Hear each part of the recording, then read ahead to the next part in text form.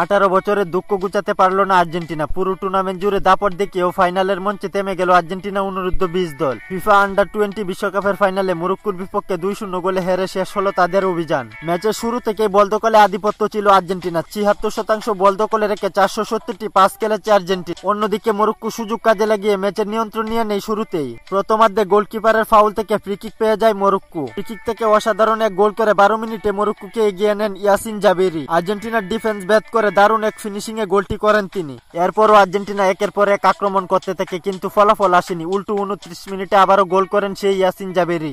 এবারও অসাধারণ counter attack থেকে ক্রস পেয়ে নিখুঁত লক্ষ্যভেদ করেন জাবেরি। 2-0 গোলে এগিয়ে থেকে প্রথমার্ধ শেষ করে মরক্কো। দ্বিতীয়ার্ধে আর্জেন্টিনা একের পর এক আক্রমণ করতে থাকে, কিন্তু মরক্কো দৃঢ়রক্ষণ ভাঙতে ব্যর্থ হয়। পুরো ম্যাচ জুড়ে আর্জেন্টিনা 20টি শট নিলেও গোলের দেখা পায়নি। পুরো টুর্নামেন্ট জুড়ে আর্জেন্টিনা ছিল সবচেয়ে প্রভাবশালী দল। তাদের আক্রমণে প্রতিটি ম্যাচে গোলের জ্বর উঠত। ফাইনালে এসে সেই তারা কেই হারিয়ে ফেললো।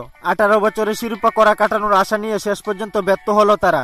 অন্যদিকে মরক্কো দেখালো কিভাবে কৌশল আর সুশৃঙ্খল নিখুঁত ফিনিশিং দিয়ে ম্যাচ জয় করতে হয়। শেষ পর্যন্ত আর্জেন্টিনাকে 2-0 গোলে হারিয়ে শিরোপা উদযাপনে মেতে ওঠে মরক্কো। খেলাধুলার গুরুত্বপূর্ণ আপডেট পেতে আমাদের চ্যানেলটি সাবস্ক্রাইব করে পাশেই থাকুন।